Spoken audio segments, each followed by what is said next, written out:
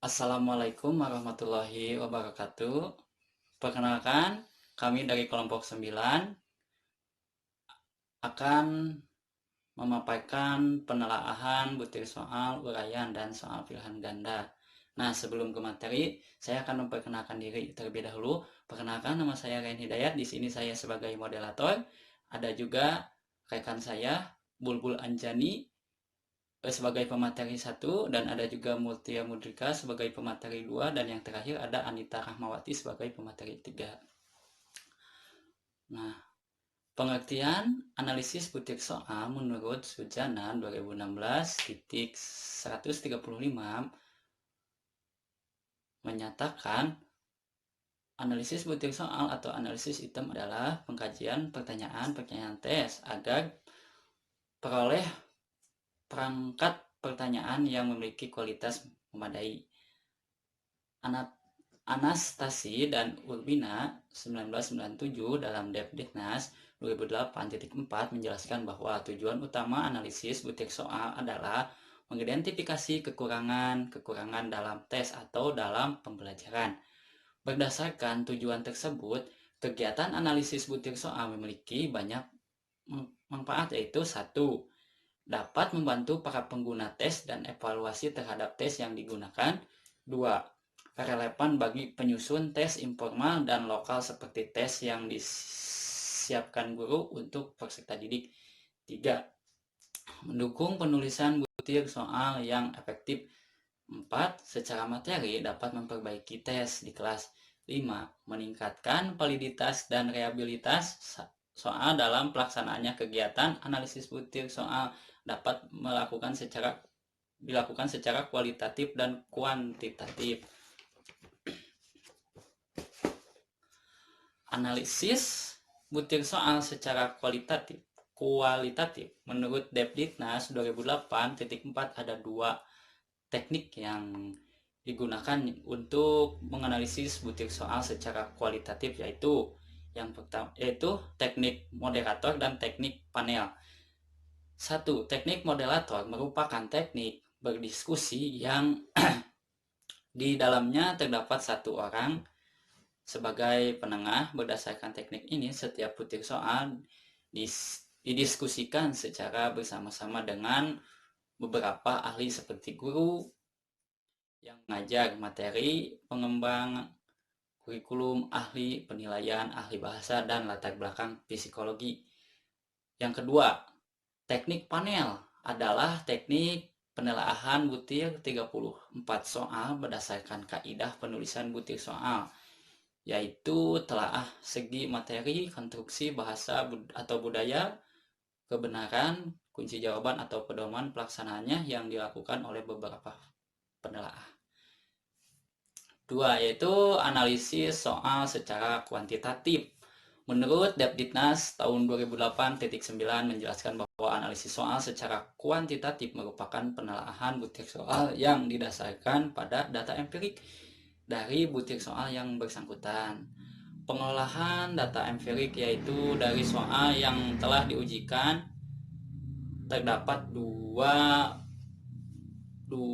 pendekatan analisis butir soal secara kuantitatif, yakni pendekatan secara klasikal dan pendekatan secara modern. Analisis butir soal secara klasikal adalah proses penelaahan butir soal melalui informasi dari jawaban peserta didik guna meningkatkan mutu butir soal yang bersangkutan dengan menggunakan teori tes klasik. Kelebihan analisis butir soal secara klasik mudah, dapat dilaksanakan dengan cepat, sederhana, dapat menggunakan data dari peserta didik. Aspek yang perlu diperhatikan yaitu validitas, reliabilitas, tingkat kesukaran dan daya pembeda, dan efektivitas pengecoh. Sekian, terima kasih pemaparan dari saya. Yang selanjutnya akan dijelaskan oleh... Nah, materi selanjutnya yaitu mengenai manfaat menganalisis butir soal. Adapun menurut ahli, yaitu menurut Zurianti tahun 2016 dalam jurnal Fitrinawati, manfaat analisis butir soal ada 4. Yang pertama itu menentukan soal-soal yang cacat atau tidak berfungsi dengan baik. Yang kedua yaitu meningkatkan butir soal melalui 3 komponen analisis, yaitu tingkat kesukaran, daya pembeda, dan pengecohan soal. Nah, yang ketiga yaitu meningkatkan validitas dan reliabilitas. Yang keempat yaitu merevisi soal yang tidak relevan dengan materi yang diajarkan, ditandai dengan banyaknya anak yang tidak dapat menjawab butir soal tertentu. Seperti itu. Terima kasih.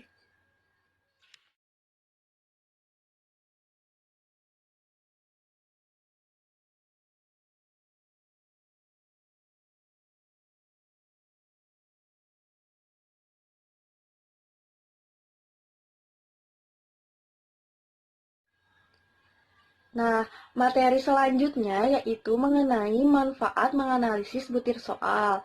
Adapun menurut ahli, yaitu menurut Zurianti tahun 2016 dalam jurnal Fitrinawati, manfaat analisis butir soal ada 4. Yang pertama itu menentukan soal-soal yang cacat atau tidak berfungsi dengan baik. Yang kedua yaitu meningkatkan butir soal melalui 3 komponen analisis, yaitu tingkat kesukaran, daya pembeda, dan pengecohan soal. Nah, yang ketiga yaitu meningkatkan validitas dan reliabilitas. Yang keempat yaitu merevisi soal yang tidak relevan dengan materi yang diajarkan, ditandai dengan banyaknya anak yang tidak dapat menjawab butir soal tertentu. Seperti itu. Terima kasih. Baik, yang selanjutnya ada format analisis butir soal uraian. Menurut Sujono, tes uraian dikenal dengan istilah tes subjektif. Itu adalah suatu tes hasil belajar yang memiliki karakteristik diantaranya. Ada tes uraian menghendaki jawaban berupa uraian atau paparan kalimat yang pada umumnya cukup panjang. Selanjutnya ada tes uraian menuntut kepada tes untuk memberikan penjelasan komentar, membandingkan, dan membedakan. Terus yang selanjutnya, jumlah butir soal umumnya terbatas, yaitu berkisaran antara 5 sampai 10 butir soal. Dan yang terakhir, umumnya butir-butir soal tes uraian diawali dengan seperti ada kata-kata jelaskan, terangkan, uraikan, mengapa, atau kata-kata yang serupa dengan kata-kata tersebut.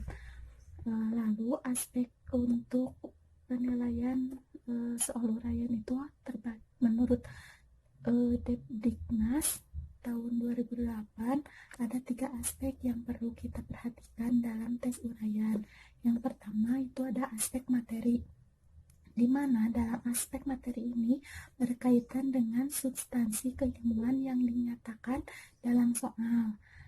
Aspek yang harus diperhatikan yaitu soal sesuai dengan indikator, terus batasan pertanyaan dan jawaban yang diharapkan sudah sesuai, materi yang dinyatakan sesuai dengan kompetensi, isi materi yang dinyatakan sesuai dengan jenis sekolah atau tingkat kelas. Selanjutnya ada aspek konstruksi, di mana dalam aspek ini berkaitan dengan teknik penulisan soal. Aspek yang perlu diperhatikan yaitu menggunakan kata tanya atau perintah yang menuntut jawaban uraian. Adanya petunjuk yang jelas tentang cara mengerjakan soal. Terus ada pedoman untuk penskorannya. Yang selanjutnya juga bisa berupa tabel, gambar, grafik, data, atau yang sejenis yang disajikan dengan kelas dan bisa terbaca oleh kita. Selanjutnya ada aspek bahasa atau budaya. Nah, dalam aspek bahasa ini berkaitan dengan penggunaan bahasa yang baik dan benar menurut ejaan yang sesuai. Aspek yang harus diperhatikan yaitu adanya rumusan kalimat soal komunikatif, butir soal menggunakan bahasa Indonesia yang baku, Terus tidak menggunakan kata-kata atau ungkapan yang menimbulkan penafsiran ganda atau salah pengertian. Dan tidak menggunakan bahasa yang berlaku setempat atau tabu. Nah, sekian dari saya. Selanjutnya ada soal pilihan ganda. Menurut Supranata, pengetahuan soal pilihan ganda adalah soal yang jawabannya harus dipilih dari beberapa kemungkinan jawaban yang telah disediakan. Pilihan ganda adalah salah satu bentuk dari jenis tes objektif yang pada waktu ini mendapat perhatian dan sering digunakan dalam evaluasi pendidikan. Bila dilihat strukturnya, soal pilihan ganda terdiri dari dua bagian, yaitu satu pokok soal atau STEM yang berisi pertanyaan yang ditanyakan, dua sebuah pilihan atau kemungkinan jawaban atau option. Dari sejumlah pilihan yang disediakan, hanya ada satu jawaban yang benar yang disebut kunci jawaban, sedangkan kemungkinan jawaban yang lain disebut pengecoh atau distraktor. Dalam kaidah penulisan soal bentuk pilihan ganda ada beberapa hal yang perlu diperhatikan, yaitu materi, konstruksi, dan bahasa. Kelebihan bentuk tes pilihan ganda menurut Slameto adalah 1. Mengukur berbagai jenjang kognitif dari ingatan sampai dengan evaluasi. 2. Penskorannya mudah, cepat, objektif, dan dapat mencakup ruang lingkup bahan atau materi yang luas dalam suatu tes untuk suatu kelas atau jenjang pendidikan. Yang ketiga, bentuk ini sangat tepat untuk ujian yang pesertanya sangat banyak atau yang sifatnya massal. Sedangkan hasilnya harus segera diumumkan seperti ujian semester, ujian sekolah, dan ujian akhir semester. Sedangkan keterbatasan bentuk tes pilihan ganda antara lain 1. Memerlukan waktu yang relatif lama untuk menulis soalnya. 2. Sulit membuat pengecoh yang homogen dan berfungsi. 3. Terdapat peluang untuk menembak kunci jawaban. Pada umumnya, guru berkeyakinan bahwa soal-soal tes yang disusunnya baik. Dengan demikian, guru berharap hasil yang dicapai siswa akan baik pula. Namun, jika kenyataannya tidak sesuai dengan harapan guru, maka guru perlu menelaah hasil tes untuk mengevaluasi kualitas suatu perangkat tes maupun efektivitas masing-masing butir tes. Yang pertama ada taraf kesukaran. Tingkat kesukaran dinyatakan dalam indeks kesukaran atau difficulty index, yaitu bilangan yang menunjukkan proporsi siswa yang menjawab benar soal tersebut. Sebaliknya, semakin kecil indeks kesukaran, semakin sukar indeks tersebut. 2. Indeks daya pembeda. Daya pembeda butir tes menyatakan seberapa jauh kemampuan butir tersebut mampu membedakan antara kelompok siswa pandai dengan kelompok yang lemah. Yang ketiga ada analisis distraktor. Untuk mengetahui keefektifan tiap option soal dapat dilakukan dengan menghitung berapa banyak siswa yang memilih option tersebut. Selain itu, dapat dilihat pengecoh mana yang menyesatkan. Jika ternyata lebih banyak siswa yang memilih suatu pengecoh tertentu dan sedikit yang memilih kunci, maka ada kemungkinan penilai salah membuat kunci jawaban, dan mungkin pengecoh tersebut sebenarnya adalah kunci jawaban. Namun, mungkin pula kuncinya sudah benar, tetapi pengecoh selalu menarik untuk dipilih. Yang keempat ada reliabilitas. Reliabilitas itu suatu tes tingkat atau kestabilan dari hasil pengukuran.